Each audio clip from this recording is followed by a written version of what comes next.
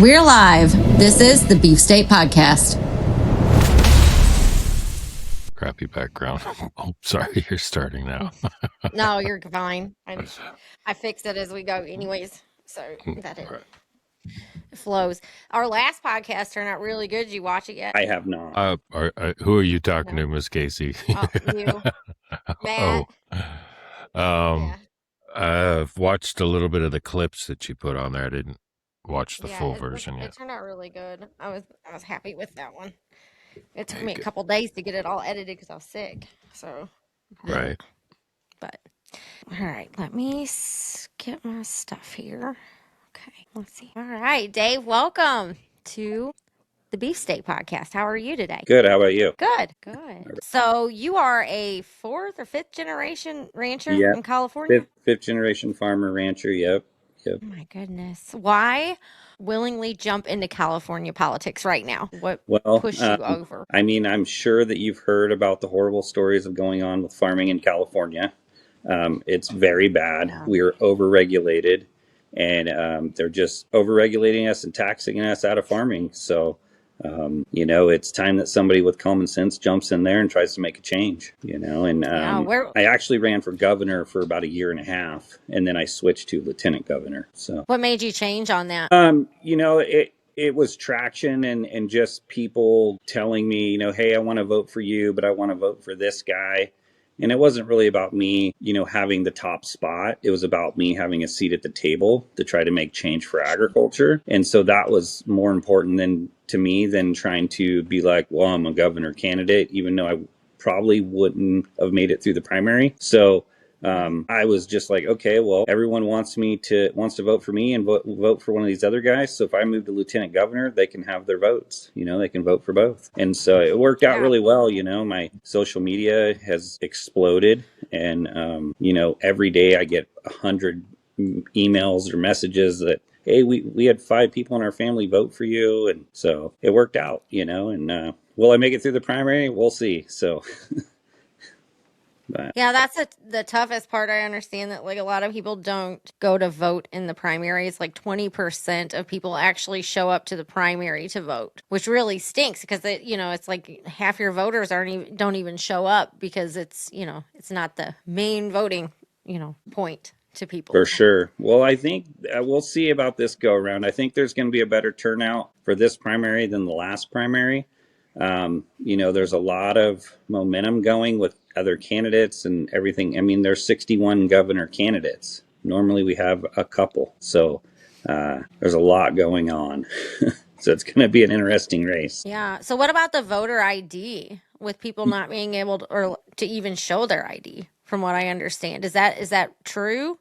That they can't show their ID? I think it depends on what county you're in and what voting booth you go to and stuff like that. So I know that for me locally, they check my signature with my signature at the county. So I don't just walk in and be like, hey, I need a different ballot or something like that. They actually all call the county and check my signature on their voter roll to make sure it matches. And then they'll give me, a ballot if I need one. So, but we do have voter ID on the ballot. So people got to vote for that in November. So we'll see. But obviously that doesn't get us through the primary, but at least it's on there. Yeah. So we got the signatures for it. Yeah, I think that's extremely, extremely important. Yeah. So what are farmers and ranchers in California dealing with right now that most Americans have absolutely no idea about? So I farm in very northern California, right on the Oregon border in Siskiyou County, and I have 1,152 acres. That's a mixed farm. We grow crop, alfalfa, orchard grass, corn, grain, raise cows, pigs, little bit of everything. And so for us, there's a river right on the Oregon border. It goes up into Oregon. It's called the Klamath River, and they removed 3 dams off that river. It's been national news. I'm sure people have heard about it. So they removed those rivers, washed all the sediment down to the ocean, or tried to. And so where I live, the state water board likes to curtail our water. Even though I have senior water rights pre-1914, my water rights are from 1850. They come in, they'll tell us to turn our water off. and, not let us pump water, even though it's our right. And they do this up and down the state, and they have no clue what they're doing. They'll turn our water off, and it makes no difference or impact to the river. Doesn't bring it up, because most of these guys, by the time they're wanting water in the river, it's all in the ground. It's all alluvial, and guys are you're pumping from groundwater wells, and so you can't bring 200 feet of water back to the surface unless you're pumping it. And they have this scientific magical idea that if we turn our pumps off, there's all going to be all this water in the stream. And at least the last 5 years, there's been no significant change in them curtailing the water and the river coming back. But they keep doing it on our dime. If we don't do it, then they send us, try to fine us. They tried to fine me $90,000 last year. I think 3 years ago it was like $200,000, and I pushed back against them because I'm not going to be pushed around by the state, and I'm going to keep farming, and so it gets really rough. And the biggest issue for us is, everyone thinks Northern California is Sacramento, and you hear President Trump say, I'm going to go to California and fix the water. Well, he goes to Sacramento and then heads south and never even looks at us north. And Sacramento is basically the center of the state. So if you drive 5.5 hours north, that's where I'm at. If you drive 5.5 hours south, you're pretty much in LA. And so we hear a lot about the Central Valley farmers, which is important. It's an important thing.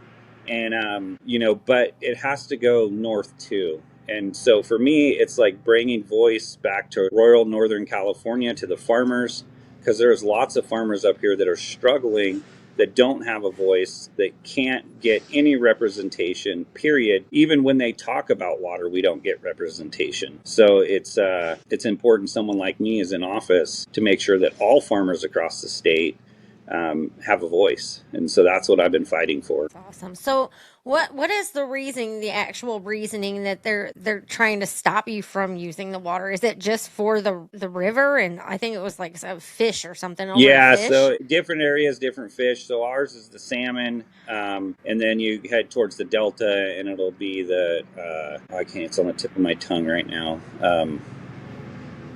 It's some little fish that they create a new issue every time. So if it's not that fish, it's going to be something else. Yeah, it's always made up. It's always it's a way to get funding for their pet projects and control the food supply, ways to push farmers out so they can get conservation places to buy the farms and then spend millions of dollars on the restoration, all kinds of stuff. I know a lot of people are fighting against the data centers coming in and all of those things right now. Is that happening in California as well? What was that again? The AI data centers. I know a lot of people are fighting against that, like Utah and the rest. Is that an issue in California as well? Yeah, so we hear a lot about it. They're trying, because they use a lot of water. So they're trying to move a lot of water from Northern California to Silicon Valley and different areas to run these data centers, AI centers that are fortunes. So but you can't use it to farm. Yeah, we can't use it to farm. And then they get like these cheap power, deals with the power company, and we're sitting here getting screwed on how much we have to pay to irrigate. So it's insane, and now a big thing they're doing in California is taking out farms for solar farms. So lots of solar farms going in. So the green initiative still kind of a larger topic in California versus, a lot of places have got away from that green initiative deal. Oh no, with the solar farms and wind and all of that. But here, it's really bad. It's really bad. Yeah. Yeah. It definitely doesn't help on the agriculture side. For sure. Well, just drive out. Unless you're going to graze some sheep underneath of the solar panels or something.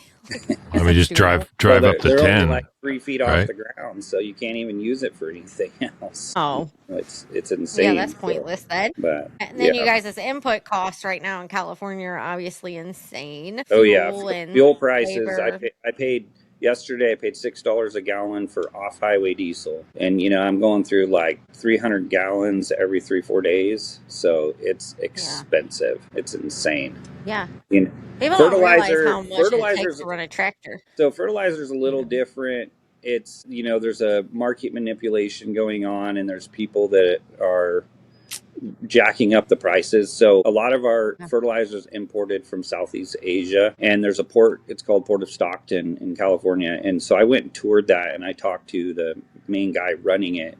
And I said, because they had fertilizer comes in there, whether it's granule or liquid. And so we were asking him, hey, what's with the high fertilizer prices? And he goes, well, it's not because anything going on with Iran or anything like that. It's because it doesn't come from there. It's coming from Southeast Asia. And so it's a different route. And he's all, it's just market manipulation, and it's got too They're many hands in the using it cookie as an jar. excuse. Yeah, and then making it out like it's all the president's fault, and all this stuff. So it was very interesting to do that tour and hear that from the place that imports it. So it was eye opener, because we were thinking, Wow. oh well, it's because of the war and whatever, and it's not. Do you Maybe, think, David, that there's any hope?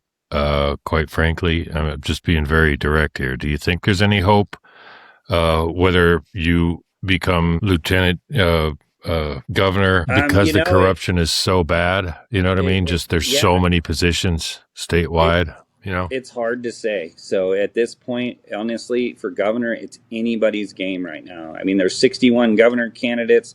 There's 16 lieutenant governor candidates. And, we have a super majority of Democrats in California.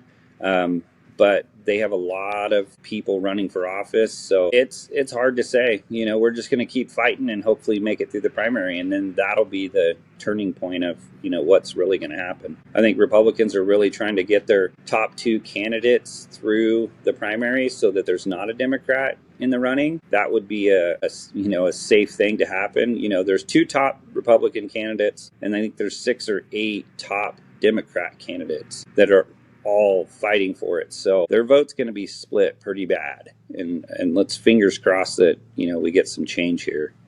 As for me, Lieutenant Governor, it'll be interesting to see, because I live in way Northern California. My population is 600.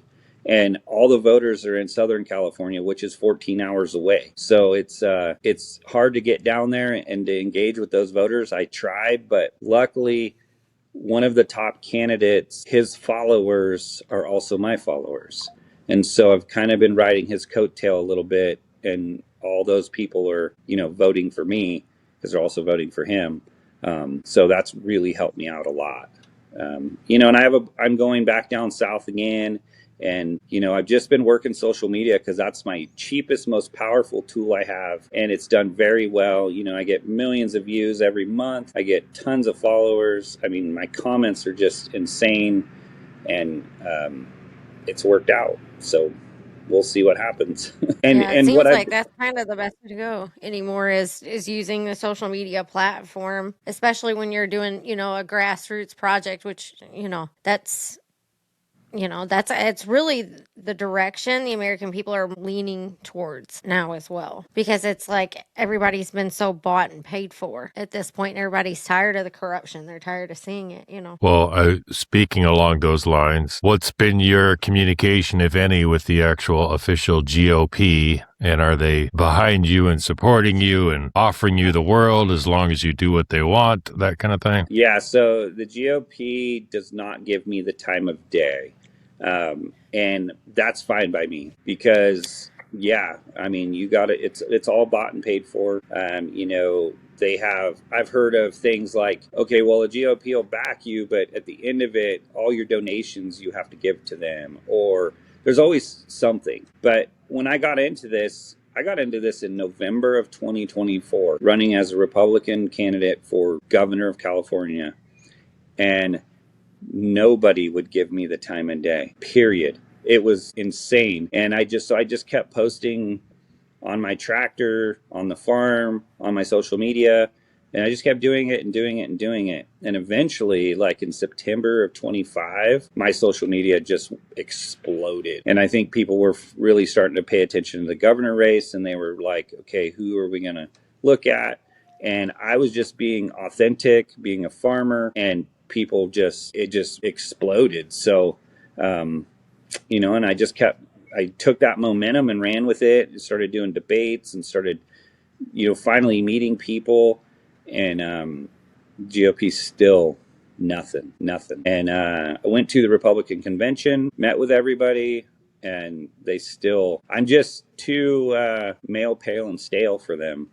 And, I'm too young. They like the boomers. So if you're not, 55, 60 and older, they don't want you.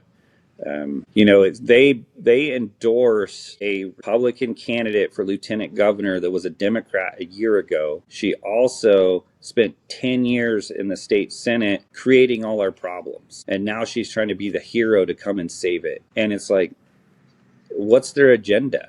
It's insane. So luckily some other candidates have the same issue as me, and we've met and we've linked up, and they're candidates on the ballot. And so we've just created our own thing, and we'll move away from that bought and paid for GOP. So Well, that's what's scary, though, especially in states like California. The GOP is not. They're basically like rhinos. They're pretending that they're GOP, pretending that Republican conservative, but none of them actually are. Correct. It's just Correct. You're giving to the same party. You might as well go join the DNC. Correct. Yep. And for me, it's none of them are going to do anything for agricultural stuff like I would do. And so that's my biggest thing of like trying to get in there somehow, some way, and make a voice for people in agriculture. The lieutenant governor job isn't really a job for agriculture. Like that's not its main focus, but I can use it to advocate for it and make a voice for it. So, and have a direct line to the governor. So it's important. Because agriculture is struggling big. So. With all the high costs and everything that are in California that everybody sees just from the outside, like it's just the most expensive state in the country. What point does it become impossible for family farms to actually survive there? And being that it's such a huge part of our nation's agriculture, California does so much agriculture. Where does that stand for the United States, and what more is it going to take for family farms to just not be able to do it? Or is it becoming nothing but a bunch of corporate farms now? It's kind of a mix of both, but they're definitely pushing out family farms, especially if you have water. Like my farm has a senior water right. So I have a lot of water, and it's mine to do what I need to do with for my farm, and they don't like that. So I think if anyone has a very good water right, they're after it in some conservation form. But they've made it very hard. They want to control the food supply. Beef prices are out of control. Fuel prices are out of control. Farm interest rates are out of control. It's just everything. So does the corporate farms have the same regulation as the family farms? They do, but they got the bankroll to make it easy. Us small farmers don't. And so I can't afford attorneys to go fight the water board. I can't, do anything. I can't absorb that in any way, shape, or form. So it's tough being, not a corporate farm with some kind of corporate backing. So it's hard. Oh, absolutely. But one thing that you really opened my eyes to that I watched one of your videos was, because I sell beef online, and, I do a little bit every year. It's not a lot, but it's kind of something I do on the side. And, we have it USDA processed. And I was going, talking about, how we need to get more family farms to sell beef, direct to consumer. And you had said something about, well, even though we're doing that, when you still have the USDA with their hands around our throat, we're technically really not, doing it from the farm. It's not really farm to table when the government is still controlling us. So I thought that was pretty interesting. Yep. I seen the video that you did on that. So kind of changed my mindset a little bit on it. But. Yeah. And it's hard. They've put us into, I guess, that niche box to where it's very hard to sell direct to consumer because it's not consistent. It's not guaranteed. It's just not guaranteed. It's very risky, to say the least. But all of our store shelves have been taken over by these corporations and foreign interests that are running our food supply. And that is one thing that we're working very hard every day to try to take back. As quickly as we can, and regionally. Do you think something like that would work in California? I know we've talked with a couple different California retailers. There's been some weird interactions with one of them. I'm not going to mention who it is per se, but it was kind of a strange interaction. It was like they were digging into what we were doing, and then they just kind of just stopped talking to us. It was interesting, and they're a major player, retail player in California specifically. It was weird. I know that I Well, went the to newest Walmart the thing. other day, and their beef prices were like $23 a pound. It was insane, Woo. and I mean at Walmart, so it was pretty crazy. Yeah. But where I live, so we have, the local processing is coming back in California like big time. So, I mean, I live in a very small county with very limited, resources. And, there's a meat processing plant a mile down the road from my farm that's USDA. There's one 5 miles down the road that's USDA, and there's one that's 15 miles down the road, and then Oh, there's wow, you have some a little, lot. yeah. And so, it's kind of coming back to where we're trying to get away from the big four, and our local Yeah. community has really stepped up in this processing game. So I don't know if you've ever heard of Five Marys Farms, but they're very, very big. They've done a lot, very well for themselves. They're all over social media. They sell a lot of meat. That's who I have process my beef for me, and then I resell it because they're USDA. And then my other buddy he's organic and he does regenerative farming, and he sells to like Sprouts and different organic stores, and he's doing very well. He has a big processing plant. It's in Wairika, California. And he's doing pretty well with his. So I think people are really starting, at least in California, are starting to jump on board. I mean, it is expensive, because when you only have a cow or two processed, it's not cheap, No, and no, it's not at and all. I have to be careful kind of what I talk about beef and where this beef is coming from, because somebody said the other day, well, where's all of McDonald's farms at? McDonald's has all this beef, they're going through all this beef, but where's their farms? And it's like, well, they're getting it from the big four. And, for us over here, you go to the auctions and you see butcher cows, and people don't understand what a butcher cow usually is. Butcher cow usually for us is a dairy cow that's 25, 30 years old, can't milk no more, and it's on its last leg. And that's the beef that people are eating. And people don't realize that. That's how you get cheap beef, is you get the cow that's got no life left, but it's got some meat on its bones and not much. And they're processing that stuff, and it's foul, but you grind it in hamburger, it all looks the same, right? So it's interesting. I did see that they were trying to remove some tariffs on Argentina beef, but I don't think it happened. And because I know, I think they're holding off on it for right now. From last I heard, they're holding off on it for right now. But yeah, and I know they're trying to overturn the Prop 12 thing, which in California the Prop 12 thing is a joke. Okay, so I have some pigs, and we have to have Prop 12 for their, make sure they're farrowing right, they're not in a cage, and they have room and access. Well, there's like, I don't know, 4 or 5 Prop 12 people that are just other farmers that come out and go, oh yeah, you're Prop 12 compliant, see you later. Well, what does that really do for us? Like, I mean, it's more of a joke than anything. So I don't know how it is in other states, but for here, it's like, you get your inspection annually and on your way you go. And it's like they leave, you could do whatever you want the next day. So I don't know.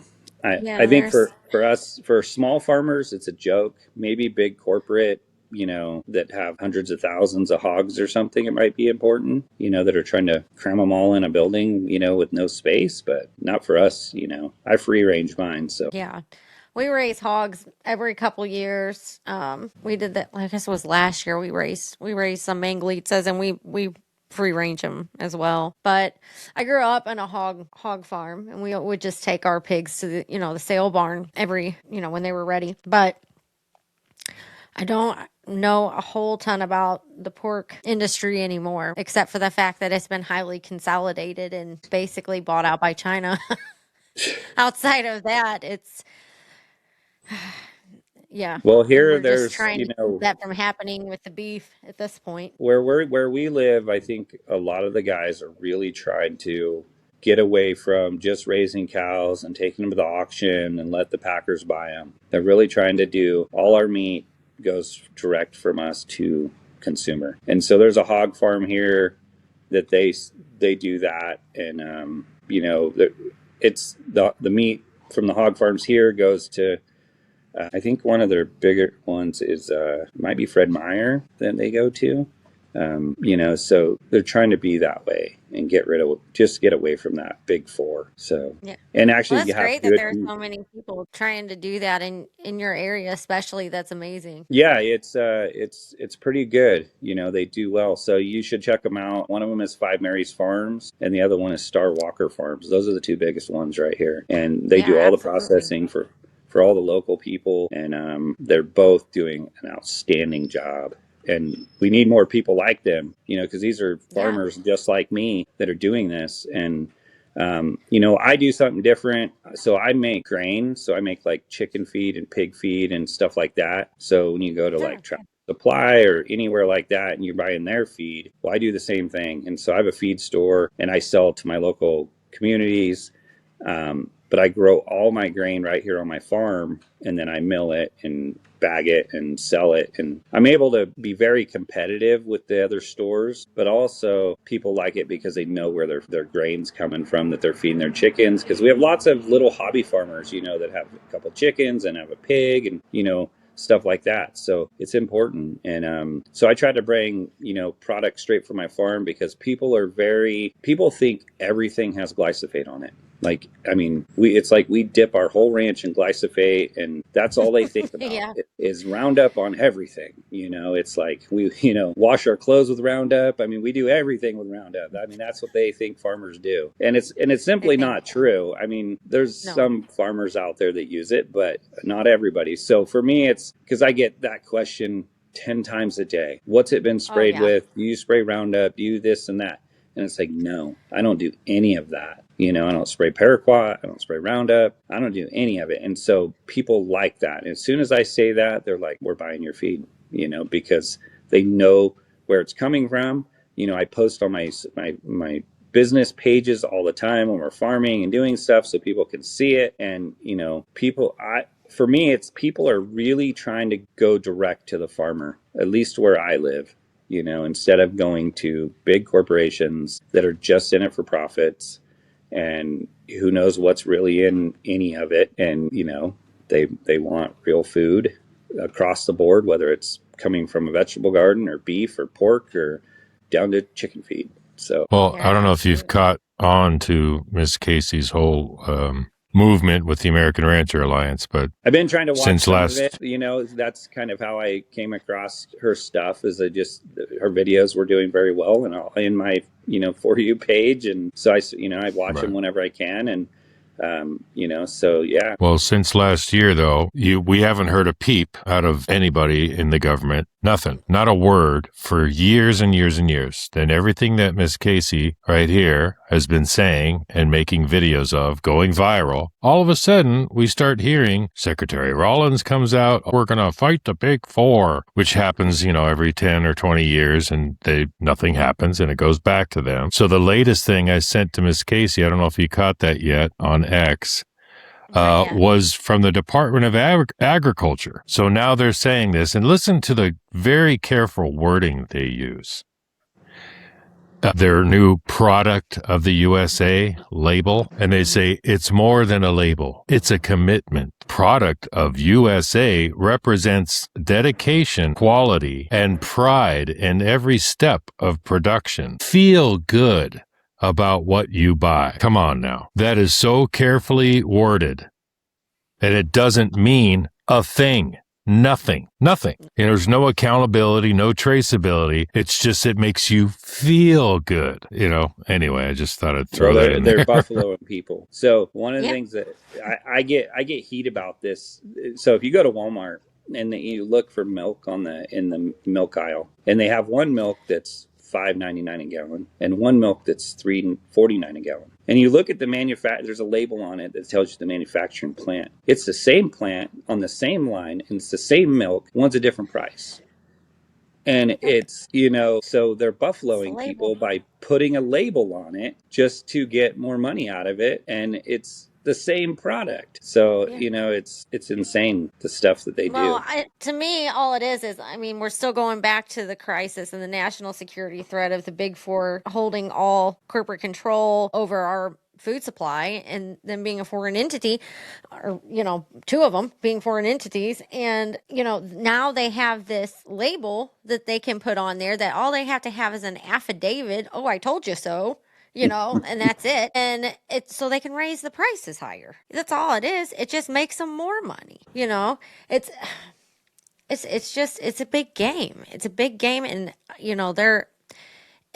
they're working against us. It's like we have the off ramp right here to help decentralize the system, in the grocery chain sector, at least bring more competition back to the market and, take some of this away from the big four, but they don't want no part of it because they can't get money out of it. They cannot reach their hands in and grab the money because they don't have control over a producer-owned cooperative. They just don't have that, and especially when the money goes back to the ranchers. In the end, the dividends go back. They don't go to corporate shareholders. So their shareholders are not gaining additional income off of this route, and then we've been asked about, will we lobby and stuff like that? And it's like, I don't think so. That's not my decision all alone because one member, one vote, everybody gets a vote. But, it's ridiculous. I mean, all of that needs to stop in government regardless. Like all the lobbying needs to end within government because that's why we've got where we are now. And yeah, it's terrible. Just to clarify for listeners, Ms. Casey, because you know it, I know it, but when you were someone reached out to you regarding that, basically from a lobbyist group saying, hey, are you going to pay to play? We're not even started yet, and they're trying to get their hands in your pockets. It's so corrupt, but yet they hide behind the guise of the First Amendment, which is, for lack of a better way, since we're on the beef state, it's bullshit, It is 100%. Well, that's for me. I don't do any export. I don't sell to any corporation. I don't do any of that. I have no desire to be involved in any system, period. So that's why everything I do, I sell direct to the person, consumers, other farmers. I won't even sell my retail grains to like a big corporation. I would sell it to a mom and pop feed store that's trying to make a living, but I'm not in, a big corp came and said, hey, we want to stock our shelves of your grain. I wouldn't do it. Yeah, because who knows what they're going to do with it, right? Yeah. Quite frankly. Well, you're just making them richer. So what a You've shame. answered so many of my questions I had on here already. Like you already answered them. You're really good at this. No. Well, we should ask them, David, why should people that do live in California vote for you? What can you do differently? Well, I can bring authenticity, integrity. I can bring work ethic, and that's something that none of these people have. They our current lieutenant governor, because everyone asks me, well, what does a lieutenant governor even do? Well, our current lieutenant governor, she wakes up in the morning, makes sure the current governor is still alive, and then she goes back to bed. So, a lieutenant governor is your acting governor whenever the governor's out of state or incapacitated or if they die. So if the governor leaves for a week, you're acting governor. You have all the same powers, executive, veto, whatever. You're president of the Senate. You sit on lots of boards, the University of Regents, you sit on Public Lands Commission, you sit on economic development. There's lots of things that you sit on. And your vote, like say Public Lands Commission, there's 3 votes. There's the governor, there's you, and there's the controller. Those are the 3 votes. So it's important that somebody like me is on that voting thing, because what does the state do to our public lands? They take it all away from us and shut it all down, whether it's farming or ranching. I mean, there's these big farms, it's called Point Reyes, and they kicked all the farmers off of it. It's bullshit. And so that won't happen on my watch. And then our universities, are no trade schools, no anything like that. It's all BS classes that don't, give you any kind of career path, and then they put you in a bunch of debt, and so Yeah. I'm going to my thing is basically to change the direction of the conversation of what we're doing. And, right now it's just a super majority of Democrats that are out to tax us and, funnel money to their NGOs and more and more and more. And it's just time that somebody pumps the brakes. So that's my plan. Well, if there's one thing you could fix like immediately that you could fix, what would that be when you So, get in? so this has been my, because I just wanted a seat at the table when it comes to agriculture. I don't even care if I'm in Yeah. office, as long as I have a seat to who is in office and can be and voice what is really going on. That was my number one thing that I was trying to accomplish with this whole thing. And so what I've done is both top Republican candidates, and I've posted the videos, I have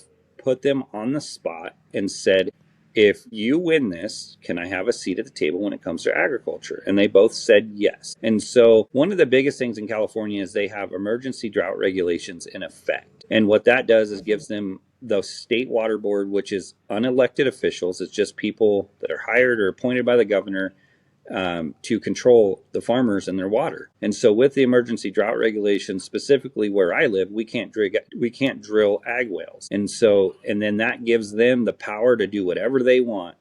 And so I've basically asked that they, on day one, get rid of the emergency drought regulations, because we haven't been in a drought. It's all man-made. And if we get rid of that, it stops the water board from having their executive powers to do whatever they want, whenever they want.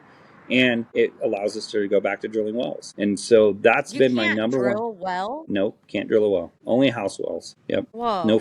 farm So wells. nothing for pivots. So no pivot Nope. wells for You can put pivots pivots in, or but you can't drill a well for it. So, yeah, right. no well Yeah, that permit. doesn't work.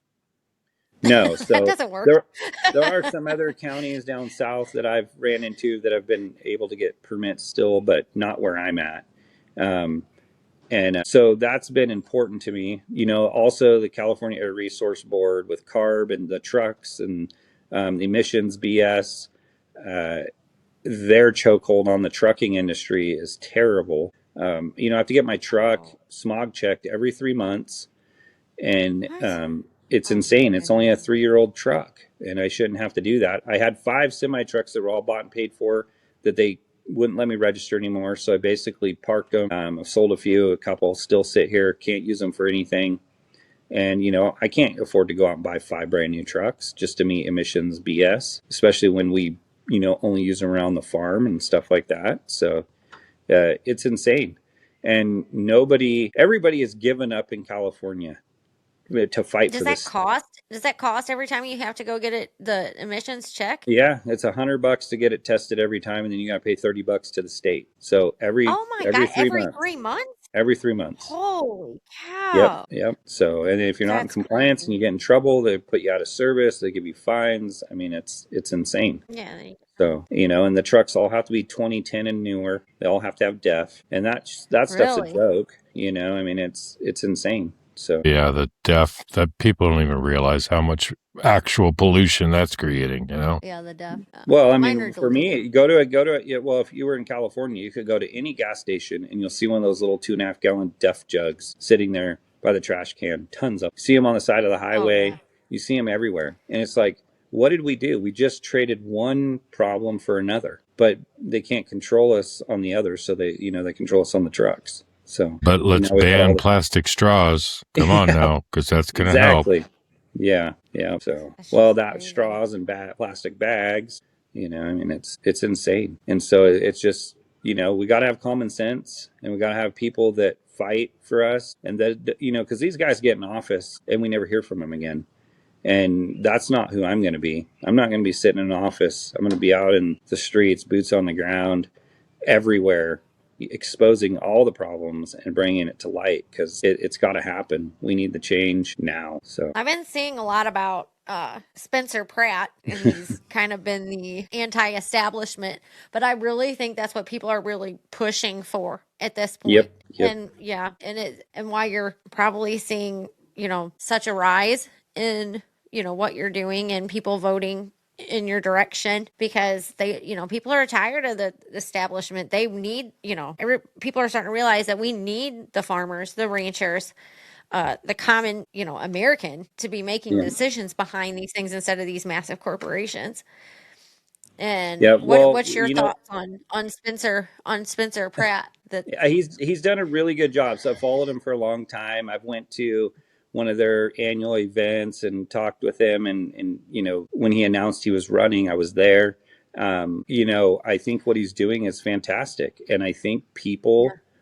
you're very right. People are very into person that is straight off the streets, that's not a politician, that's just struggles the same way as everybody else does and is affected by the Yeah. problems that the state has created, and that's why I've done very well. That's why he's done very well. That's why Chad Bianco's done very well. It just, we're all tired of it. So, and it's time that they elect people like us, and people are very, very on board. I mean, the number one thing I tell people to do is go in the comment section of the Democrats, any one of them that's running, and read the comments. Go in my Oh comments God. and see the Yeah. difference. My comments. So I've waited for the day. I'm like, at some point I'm going to get crucified and people are going to attack me and all this stuff. I mean, Oh maybe yeah. one or two comments here and there, so it really shows that, where the problems are. Not with me, you're not going to see people in my comments say anything bad, but you go in those Democrats comments and Jesus, it's Well, I think the majority insane. of Americans all agree on the same subjects, and it's just the media and the political agenda and the corporations that are pushing these things out to make people think that there are people out there that actually believe in this way off, nonsensical, non-common sense, just way of life, and it's not true. I mean, the actual regular common American all agrees on the same common sense issues. And Well, then, and that's why everybody wants, someone like you to be able to go into office, because that's the way we're going to fix this. It's the only way we're going to fix this, Yeah. you Well, know? so well, everyone gives me crap about, well, why do you talk about agriculture so much? And that's all you talk about. If you listen to any That's of the what we do. debates or any of the candidates, they all talk about agriculture. Every one of them. Number one question across the board is agriculture, food, and farming. Like, that is number one Yeah. thing that is talked about. And so Yeah. I'm right here. All you got to do is vote for me. I mean, you don't get any more agricultural than me. So that's what I do 7 days a week, sun up to sundown. And, Well, I'm, they don't realize how important it is, and I mean how huge of a national security issue we actually have right now with our food. And who controls the food controls the people, so we need to be able to control our own food supply, otherwise we're being taken over. yep, yep. It's and people just don't realize it. They just think you just go to the grocery store and there's your food. Haha. No, it's not how it works. It's not unfortunately, how no. it works. I don't know if you guys Unfortunately. noticed too that the recent winner, not that it's any relevance to me, but of American Idol was singing nothing but Christian and gospel songs and won. And to me, like you're Really? talking about here, yep, like you're That's talking awesome. about here, the conservative nature, the everyday blue collar person, people are getting behind that. But there's also a movement, a faith based spiritual movement that I see happening as well. You look at the owner of Patriot Mobile, they're doing really well. I'm a client, Mhm. and they are completely 100% openly a Christian based, telecom company. Mm. You know what I Well, mean? our So, country was founded on Christianity. It was. And the work, the hard labor, the sweat, the tears, and the Christianity is what founded this country, and it's what's going to keep it going in the right Yep. direction, because right now I feel like we are being taken over by evil. In my personal, that's what I see, is pure evil out there, and it's good against evil. That's how I Yep. feel. 100%. And yeah, it's good to see someone like you stepping up into these positions and being a voice for the farmers and ranchers. That's amazing. And Yeah. thank And you. there's some other guys that are running for state assembly and different offices that are farmers too. So there's a lot of good things happening.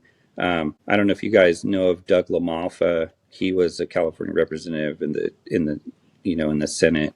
And he passed away in January. And so there's a guy that's Oh, running to take his place that's also a farmer. So we need lots of farmers out there. But for me, I'm the only lieutenant governor candidate's name on the ballot that my designation is farmer. So that's worked out really well. I've had a lot of people reach out to me, and people love it. So it's Yeah. worked out really You know well. the issue. So Yeah. do you have a lot of the issues with the wildfires up where you are? I haven't been to California since I was 7 years old, I'll be honest with you. So since I was little bitty. So my uncle was stationed out there in San Diego.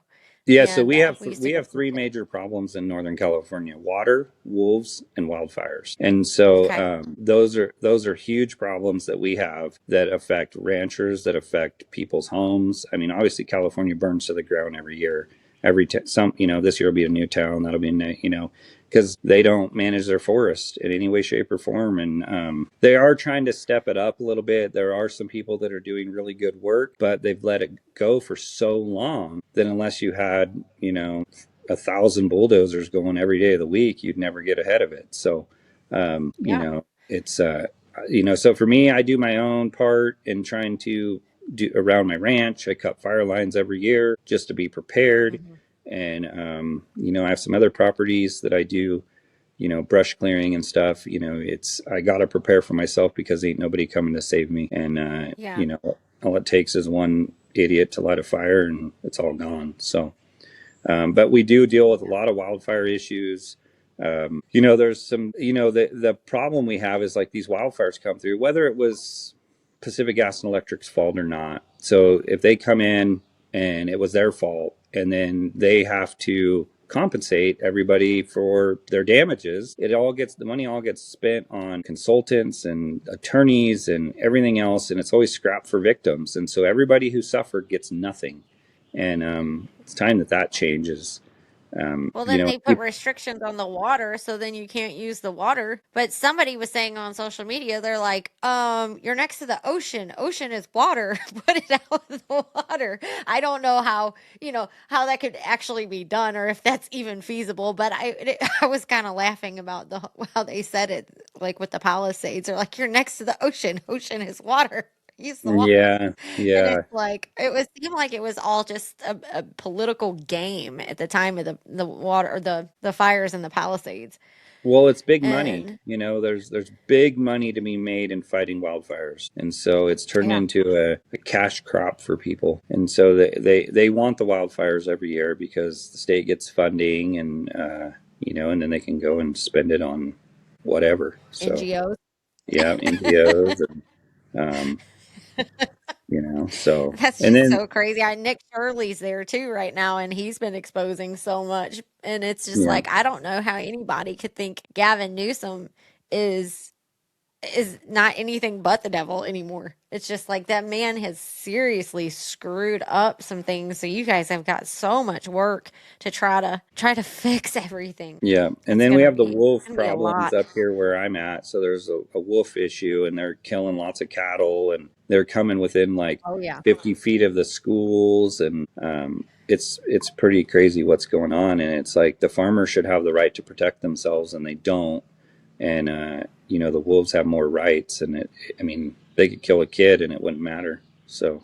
It's insane. That's just it's Mhm. so dumb. I don't understand. It's just that's the stuff that is just completely nonsensical that I don't think anybody would agree with, but somehow it's out there. Well, It's look Yeah. at Oregon, what they're trying to do to where you're not even allowed to grow any kind of animals or have a farm. You can't have chickens. If you do have chickens, you can't eat their eggs. I mean, just ridiculous out of the, fantasy land. I'm sure it shouldn't pass, but if it did, my God. I just don't even know how it gets to that point. Like how anybody I don't know if it they has to even be bought and paid have that for. thought in That's their just head. It doesn't make sense. I don't know. no, and none of it I makes mean, sense because at like all. for me, it's all just common sense. It's like everyday life, common sense, normal stuff, and so I went to these debates, and I get on the debates, and they'll be like governor candidates, lieutenant governor candidates, kind of like all in one. And Yeah. I'll have people come up to me afterwards and go, you know what I really like about you is you answer all your questions like a normal everyday person. You don't answer it like a Yeah. politician.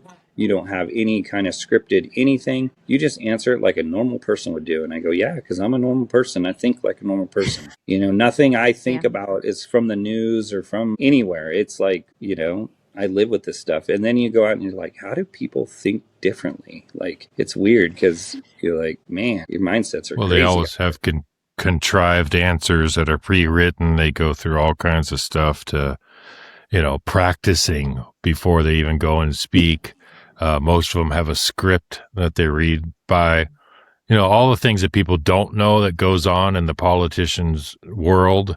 I was helping a lot of different candidates way back in 2020. The corruption that I never even knew really existed, it blew my mind. Just blew my mind. Especially that's why I was asking earlier regarding the GOP. They're part of the problem. The Red Win or whatever the heck that website is that, takes contributions, or I can't remember the name of it, but, it's unreal what has gone on. One of our friends we've tried to help, she's running for Senate in the state of Georgia, for the federal level. And it's unreal. She was told that she has to raise a minimum of $50 million just to be considered in the running. They told me insane. if I didn't raise 30 million, I had no chance of winning. So dumb. Yeah. And it's like raise it for what though? I mean, Yeah. I don't really understand what's the point of raising the money. Where is it going to? It's going to the NGOs that we know are dirty, that we're finding more and more about. That's the fact, because you have to quote unquote donate your anything that wasn't spent on the campaign to a nonprofit.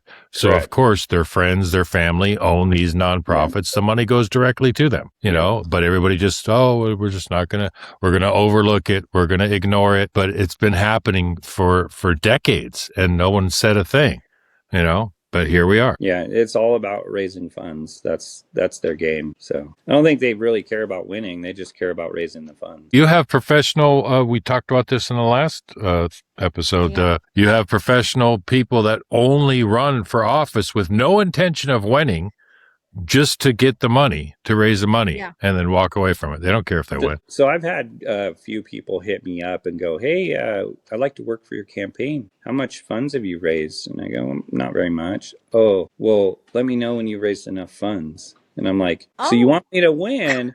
And you told me this story of how great I am and all this stuff, but because I don't have the funds you need, now you're not going to have anything to do with me. Like, yeah. Wow. So, you have a bunch of film companies that they survive and thrive off of the political realm. That's all. That's their bread and butter. They just go in. These candidates raise money. They do a piss poor job. I mean, most of the commercials look the same because they're shot by the same crew. They're edited by the same editor. It's ridiculous. The music, it's just so bad. I love those raw, commercials that people do, which again, nobody even buys, commercial space on regular television anymore because it's useless. Nobody watches it. The social media is where it's taking off. And that guy Pratt, is it Pratt, that's running for mayor in LA? Yeah. So he's making a bunch of AI videos, taking advantage of it, and he's getting a great response because he's just being raw and funny and using tech to his advantage. But it's all over social media. It's not costing him anything, Exactly. Yeah. That's for me. That's the one plus side of social media is being able to get things out there like this. And there's a lot of negative to the social media side, but that is at least one positive thing that can help make a change. Yeah, for me, so all my social media, I do everything myself. I do my whole campaign myself, every part of it. I don't have no team. I don't have no nothing. And, my social media, I've done it all myself, every bit of it, everything I posted on my website, every reply to every email, message, DM, you name it. It's all me, 110%. And I think that's what people really like. It's people DM me, I DM them right back, and people like that. They're like, wow, you actually responded to me. I go, yeah, that's who I am, and that's who I'm going to be. And that right there, like, if some random person, even though I'm not like a famous candidate, but I am a candidate and I am on the ballot, and if they can message me and just say, hey, this is an issue I have, and I respond, that right there sells them every time because they don't get that anywhere else. And, any other candidates, like, good luck getting them to say anything to you. There's a few smaller ones that are, running for some local offices that will do it, but not a big state candidate.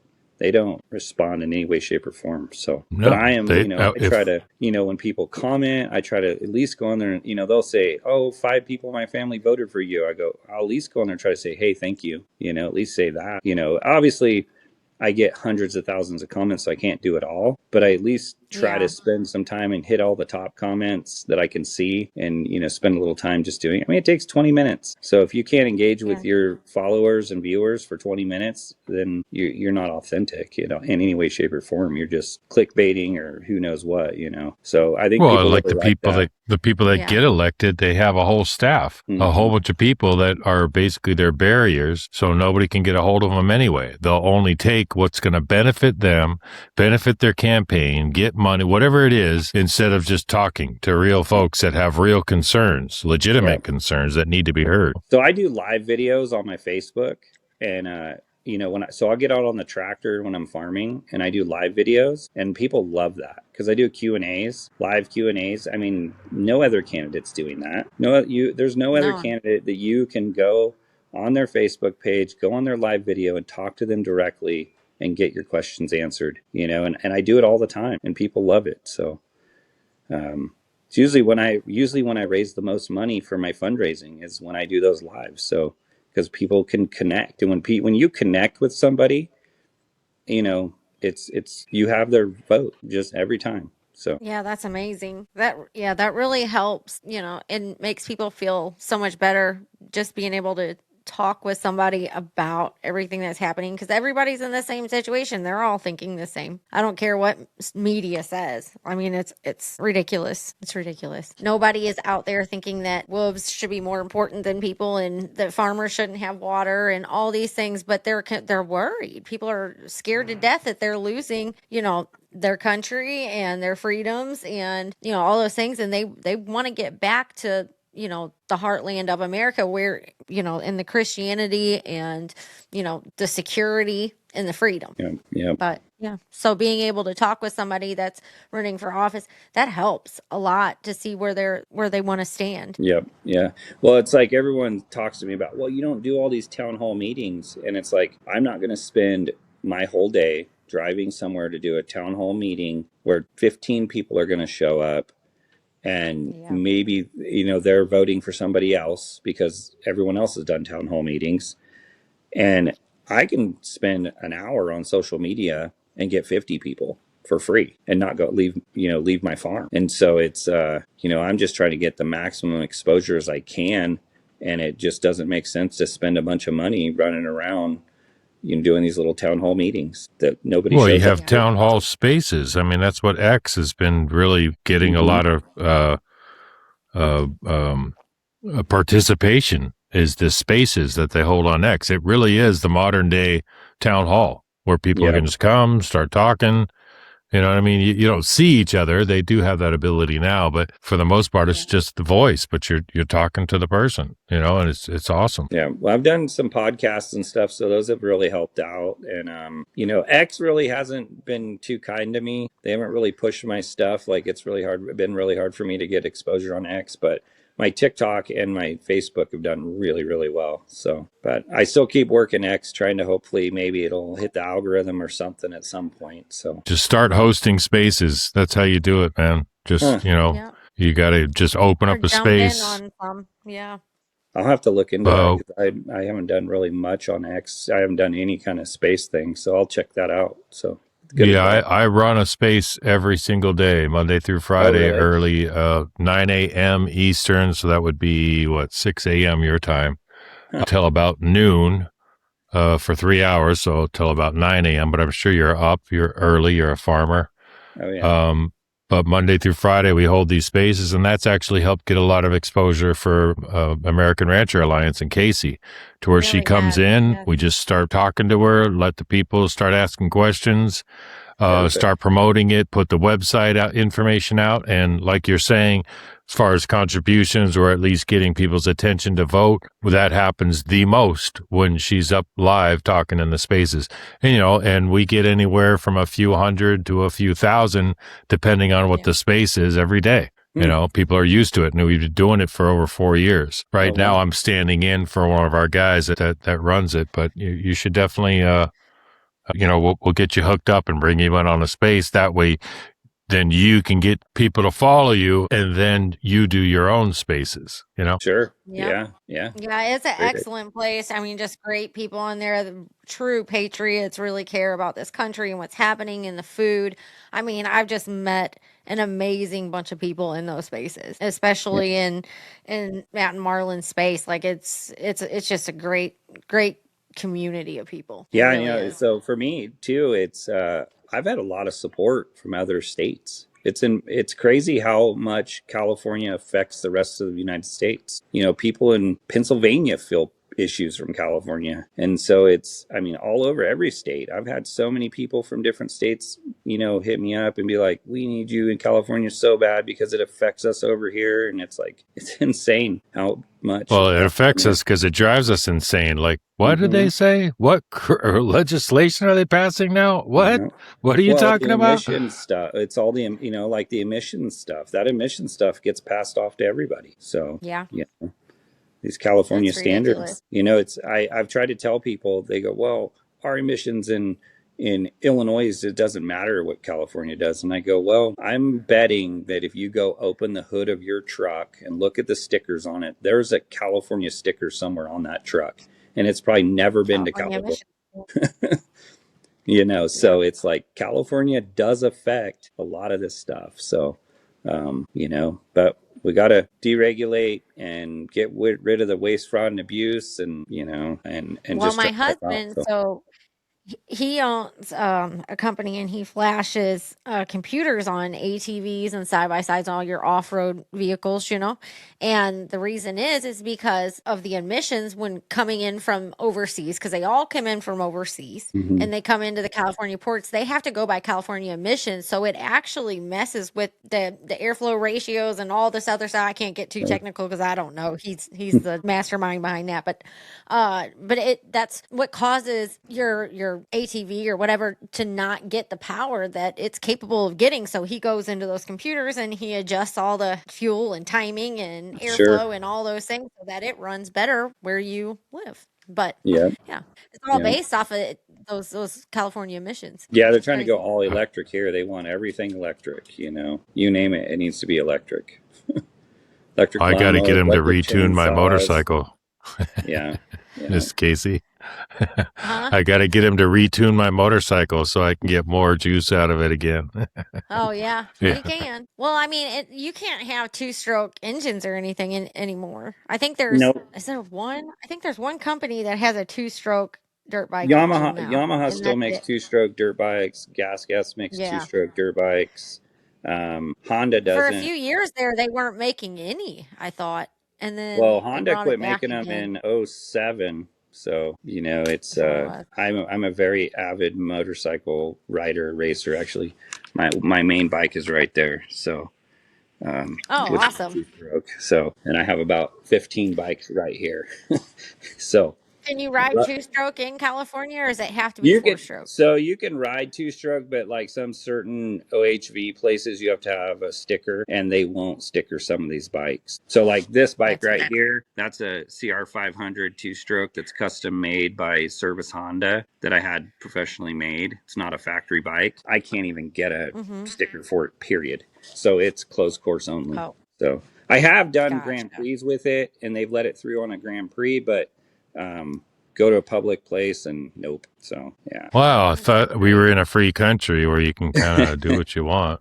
Yeah. Well, that's interesting. For me, so you like guys, lieutenant governor sits on these public lands commissions. Stuff like this is insane. I mean, I don't mind having a spark arrestor going out on a public land, but so like if Oregon, you can go into the motorcycle shop for I think it's $20. You get a year registration for your bike. It doesn't matter. I could walk in and get one for that one tomorrow. and you have your year registration, go do whatever you want, wherever you want. California, you got to have a California title, and you got to go get it registered. And you can probably get a red sticker, but not a green sticker. And then you can go here, maybe there. And now they have like competition. It's insane. So Well, the rest of the country refers to you guys as California. Right? It's very much California. So yeah. Yeah, I mean that's definitely taking some freedom away when there's so much regulation behind everything. It's just crazy. It's everything. Well, people don't realize is everyone talks about, well, this person's breaking the law, that person's breaking the law. I guarantee every person in California breaks the law at some point every day of their life. Every day. Every day. Every single day. Well, the three of us right now technically are breaking the law because the FCC recently came out with a new regulation that you're not allowed to buy, use, or sell any wireless routers that are not made in America. Nobody knows about that, but that happened. Huh. And none of them are. Now, there's only one company that actually has started making routers here in the USA, and guess who it is? Elon Musk's company. Oh, Starlink. Starlink. Yeah. Yeah. So everybody has to have a Starlink legally. That's messed up. Right. How does that even work? I have Starlink because I live rural, and I'll tell you right now, I'd rather give Elon my money than some other company. So, That's true. And it works very well. But yeah, there needs to be some competition in the market, though, if that's going to be the case. Like, well, there is. There and stop you from buying other competition by law. That's just crazy to me. That's just more consolidation. Even if it is Elon's company, I mean, he's great. Everybody loves Elon. He's done a lot for America and beyond. But yeah, I think that's a little bit much on the consolidation there. So, yeah, monopoly. Well, that's what my company's doing right now, is trying to get into that competition, make it open so there's more American companies making devices like that. We need it, Yeah, because that is the definition of a monopoly right there. But the law enforced monopoly when it's illegal. Well, no one's enforcing it quite yet, but it's a new regulation from the FCC. And crazy. I think Trump is the ultimate troll, and it's his way of motivating companies to start building American again. This is just the beginning, Yeah. Yeah. And well, there's no way we can do that unless we start mining our own, drilling our own oil, mining our own, minerals for chips and all that stuff. So, and we have it. So we should do it, in California, they shut down all our refineries. We have 2 refineries left. I think we used to have like 35 or something. And the drilling for oil is crazy, so it's well, the funny thing is our oil, that sweet, what do they call it, the sweet oil or whatever, that we have here in America, we have to send it overseas to be refined because we, in all these years, have never made a refinement center for our kind of oil. It's so backwards. If I had the money, I'd do it myself, but I don't. So, but you would think the oil companies, the trillions of dollars that they're worth, that one of them would say, hey, why don't we build a refinery that we can refine our own oil with, Yeah. Well, they won't let them drill it. So, California, they just stop it all. So they'd rather import it and control it. And we're paying for it now. I think regular diesel right now. Hopefully that'll change. We get a new governor and governor. Yeah, for sure. Yeah. Yeah, it'll change quick if we get the change we need. So that's why it's important. I think it's coming. I really do. Yeah. Well, we're getting a new governor anyways, but we might get one that's worse. So unless people get out and vote, and I mean there is worse than Gavin Newsom. So and they're lined up right now. I don't know if that's possible. It's very possible. So. That's possible. Scary. That's terrifying. Yeah, you have outright communists that are calling themselves Democrat socialists, that are full-on Marxist communists, that are running for office, not just in California, everywhere. And that's what we've been fighting for over 100 years. People just haven't realized it. And that slow trickle that's continued to happen through generation after generation, to where now the youth actually thinks that's a viable option, to have some utopian society, which will never exist. It's not possible. Never going to be possible. The negativity of the social media and where that comes into play. We're talking about the bad side, because they're so influential. and so easily indoctrinated, and that's what they were doing with the universities and and even just the regular small schools. That's where that was getting out of hand, and what they were really pushing, that was the real agenda there. Well, I'm sure the 4-H participation in California has dwindled quite a bit. I know it's been okay in mid to Northern California, but Southern California is pretty much non-existent. Yeah, they don't promote that stuff anymore. It's none of that type of stuff. Take it all out of our schools. Take it, I mean, when I was in high school, there was 4-H, FFA, but we did all that stuff. So wood shop, auto shop, you name it. And there's just nothing. Oh, yeah. So now they changed it over to ag science or ag. The heck was my cousins were in some political class, and I was like, "Oh, you're in a political class. What's it called?" It was ag something. I'm like, "Why? What?" I forget what they called it. They said they were doing politics and ag class, and I'm like, that doesn't make sense. Well, big ag controlling that is really dangerous because they're trying to get kids used to using all the regulated chemicals and all that kind of crap and fertilizers and everything. So they're trying to train this next generation into oblivion of worthless, harmful products. It's a shame. There needs to be a complete overhaul of everything, but we could sit here talking for hours about that, which I know none of us have that time, unfortunately. But yeah. I hope for the sake of California and the country in general that, everybody actually steps up this election to, flip the script, because it has to be done, or we're going to be in that communist state country. Yeah. Well, And I think it has to happen. people are doing it. It's the last election, it was boring. Nobody really fought for anything. There wasn't really anything. And this time around, there's a lot of people. There's way more fight. So yeah, and so I think we'll see. We just got to get more people out there and push more content. So it's it's all we can do. But absolutely, I think people are at their wits' end with what's going on. So well, if people ever tell you that they don't think their vote's going to count, just ask them who the president is. It counts for sure. when people show up. It does. Yeah. I think that's what a lot of people are afraid of in California with the voter ID and all of that. But it does matter. It matters. Yep. And if you have people there like Nick Shirley or whoever that are, at that voting polls and like actually documenting people going in and out, and the people that are like, I went in there 3 times to go vote, because I've seen that on social media. Oh, yeah. With one of the elections. And, if that's being documented, there's a real legitimate claim there to, fix that system. So, or even, I don't know, recount the votes or figure something out. I don't know. Something. Paper ballots. Yeah, something. Yeah, paper ballot. So, yeah. Well, I wish you the very, very, very best of luck. And I have to go out and check calves. I'm starting to calve now. So nice. I got to go plant a field. Plant some fields. Yeah. And I farm till about 1 a.m. and trying to get these fields prepped. And now I'm going to go out and put the seed drill to it. So. And I got to go complain about stuff and be a grumpy veteran. So there you go. Well, thank you for coming on and having a conversation with us. And it was super great talking. Yeah, absolutely. And let's do it again. And definitely send me that space thing or whatever so that I can check that out. I'll definitely check that out. And yeah. And so for anyone viewing on here, you can check out my website. It's Collenberg26.com.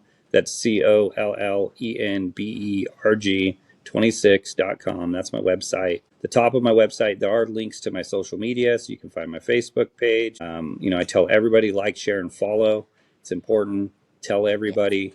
Even if you're in another state, if you know somebody in California, send them my information. So just people not knowing, and all it takes is one click for you in another state to tell them in California, boom, we got another vote. So, yes, absolutely. Yep. And I am 110% fighting for agriculture. That is my number one goal. So, yep. Those are the people that we need. And I'll make sure to put the link to your website and everything in the description as well, so people can go in and click on it and get to you. Perfect. I appreciate that. And we'll send you over the link to the spaces as well, because we'd love to have you on there. I think, you know, a lot of people would love to talk to you on there for sure. Yeah, no, I love that stuff. So yeah, I'll be there. Send me that info and we'll make it Awesome. happen. So well, I appreciate your Good. guys' time, and I guess we all got to get to farming, right? So Yep. let's do it. Let's go get these calves. Yeah. All right, you guys have a great day. Talk soon. You too. All All right. right. Bye bye. See you, bud. Bye.